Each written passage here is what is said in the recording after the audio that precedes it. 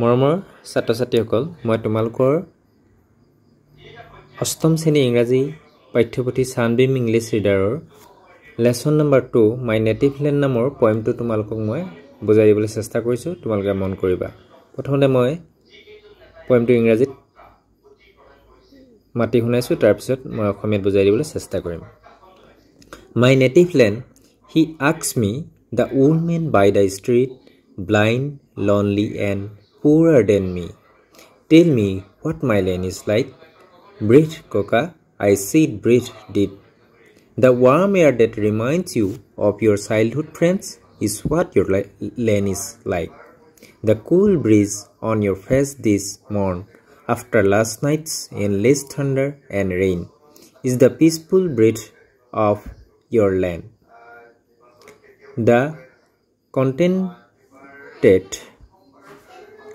gurgling of that little baby tied to her mother's sturdy back is the soil of which your land is made the chorus of the cuckoo and sparrows as they play around the treetops near is what shapes your native land the distant roll of the bihu dhol the Peppa and Gogana my neighbors play the heady aroma of the pitha and laru the sound of evening prayer in the Namghar Masjid church this make the soul of your beloved land etia sua my native land mane mor mattribhumi he asks me the old man by the street ইয়াত কি হৈছে ইয়াত আমি ছবিত দেখিছো এজনী সৰু ছোৱালী আৰু এজন বুঢ়া মানুহ এই সৰু ছোৱালীজনীক এই বুঢ়া মানুহজনে কিবা সুধিছে নিজৰ দেশখন কেনেকৈ তাৰ বিষয় মানে বৰ্ণনাটো বিচাৰিছে আৰু এই ছোৱালীজনীয়ে বৰ্ণনা কৰা কথাখিনি এই পয়েমটোৰ কথা এতিয়া প্ৰথমতে চোৱা he asks me the old man by the street blind lonely and poorer than me he asks me তেওঁ সুধিছে the old man by the street কোনে old man এই বুঢ়া মানুহজন ৰাস্তাৰ বুঢ়া মানুহজনে blind তেওঁ কেনেকুৱা আছিল অন্ধ আছিল lonely অকলহৰীয়া and poorer than me আৰু মুতকৈ দুৰ্ভগীয়া তেওঁ tell me what my land is like আৰু তেওঁ মোক সুধে কি সুধিছিল what my land is like মোৰ মাতৃভূমিখন কেনেকুৱা breathe coca I see it breathe deep কি বুলি কৈছিল উশাহ লোৱা coca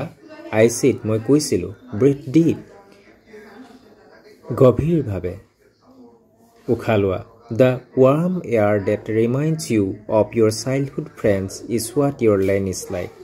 the উষ্ম বায়ুৱে that reminds মানে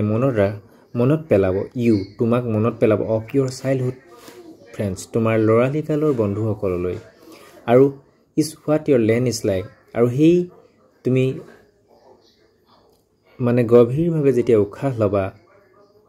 তেতিয়া তোমাক হেই লৰালি কালৰ স্মৃতিয়ে যেনে ধৰণে লৰালি কালৰ বন্ধুবিলাকলৈ মনত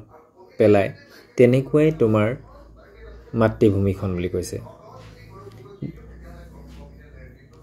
The cool breeze on your face this morn after last night's endless thunder and rain is the peaceful breath of your land. The cool breeze, thunder of your face this morn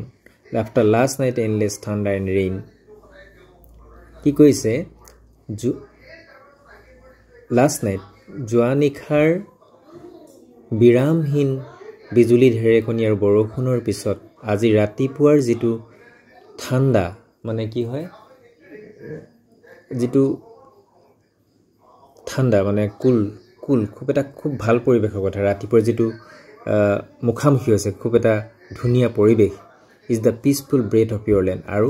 তোমাৰ মাতৃভূমিখনৰ তেনেকুৱাই শ্বাস প্ৰশ্বাস বুলি তেনেকুৱাই peaceful breath বুলি কৈছে তেনেকুৱাই শান্তি বিৰাজমান বুলি তেনেকুৱা অৰ্থত কৈছে the contented gurgling of that little baby tied of her mother's sturdy back is the soil of which your land is made কি হয় মাকৰ পিঠিত বুকুচাত টাইট জোৰকৈ বান্ধি লোৱা সৰু ল'ৰাটোৱে টাইটকৈ বান্ধি লোৱা সৰু ল'ৰাটোৱে যেতিয়া আনন্দত গাৰ্গলিং কৰে কলকলায় আৰু তেনেকুৱাই তোমাৰ মাতৃভূমিৰ সেই ল'ৰাটোৰ যি ফূৰ্তি তেনেকুৱাই তোমাৰ মাতৃভূমিখনৰ লেণ্ড ইজ মেড মাতৃভূমিখন তেনেকৈ গঠন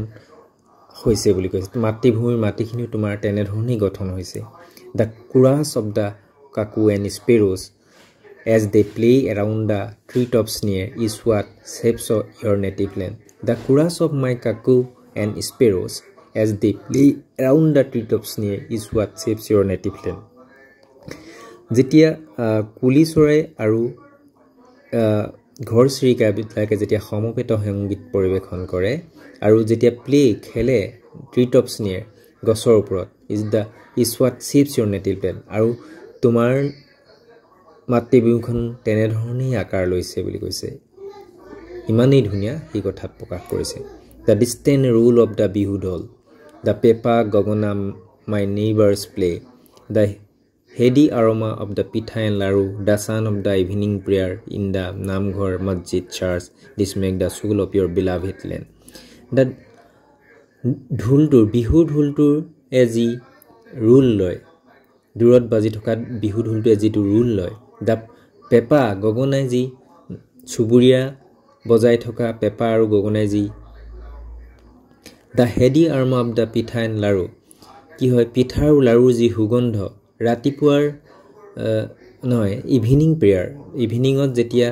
প্ৰাৰ্থনা কৰা হয় নামঘৰ মছজিদ চাৰ্চত যেতিয়া প্ৰাৰ্থনাৰ ইভিনিং প্ৰেয়াৰ কৰা হয় these make the soul of your beloved land এইবিলাকেই তোমাৰ মৰমৰ মাতৃভূমিখনৰ আত্মা বুলি কৈছে এতিয়া এইটো এটা আমি পয়েমটো পঢ়ি গম পালোঁ এটা স্বদেশ প্ৰেমমূলক কবিতা নিশ্চয় তোমালোকে পয়েমটো বুজি পালা আজি পাঠ ইমানতে সামৰিছোঁ পুনৰ এটা পাঠৰ সৈতে পুনৰ লগ পাম ধন্যবাদ